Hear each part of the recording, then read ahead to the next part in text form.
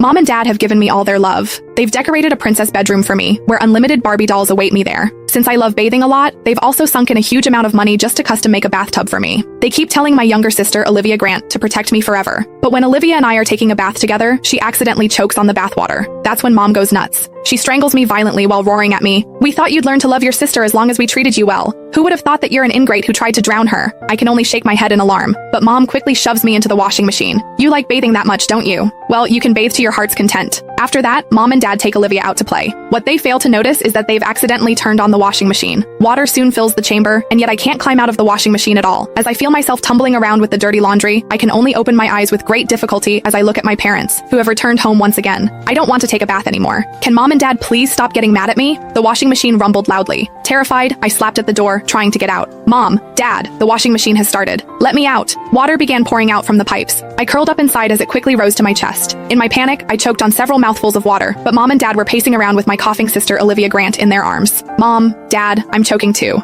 I tried my hardest to make a sound. If only one of them would look back, just one glance, and they would be able to save me. I used every bit of strength I had to push at the washing machine door, but it didn't budge at all. I remembered Mom and Dad talking about it. To keep me from climbing inside to play as I grew older, they had specifically bought a model with a child lock. Once that door clicked shut, it couldn't be opened again. The drum gradually began to turn. The icy touch of the metal walls pressed hard against my skin. Then, all at once, the whole world jolted before it started spinning. I was seized by an irresistible force that tossed me up, slammed me down, then tossed me up again. Dull thuds echoed as my body collided with the wall over and over again. I tried to scream for help, but the moment I opened my mouth, scented, foamy water poured into my nose and mouth. "Mom, Dad," I started to feel dizzy. I was suffocating, but I forced my eyes open, desperate for one last look at them, but all I saw was them fussing over Olivia in their arms. I'm very disappointed in Sabrina. To think she'd dare lay a hand on her sister while we're still in the house. Can you imagine what she does when we're not looking? She needs to be taught a lesson. What should we do, honey? Olivia has been coughing for so long, and she still hasn't stopped. Even her face is turning red. We have to take her to the hospital. Now. The first spin cycle finally paused, and the water that had been suffocating me slowly drained away. However, soon, more water began creeping in. Terrified, I threw everything I had into pounding against the door. "Mom, Dad, please save me. I can't take it anymore." Mom, who was in the middle of putting on her coat, froze. She turned and began walking toward me. "Mom, help me." Hope sparked in my chest again. I knew Mom only meant to punish me a little. I would never accidentally hurt Olivia again. Mom reached toward the washing machine, but she didn't grab the handle. Instead, she stood just a few steps away and pointed at me. Her face was twisted with disappointment. "You still don't get what you did wrong, do you? Now you're even throwing a tantrum by pounding on the door. Sabrina, your sister's only 2 years old. She just learned how to talk, and she spends all day babbling and calling you her big sister. How could you be so cruel to her? Stay in there and think about what you've done. Your dad and I have been too nice to you, and that's why you've turned out so spoiled." I shook my head, sobbing, as I felt the water rising steadily behind my back. My head was still spinning from the first cycle, but I forced myself to pound at the door, desperate to answer Mom, but it only made her angrier.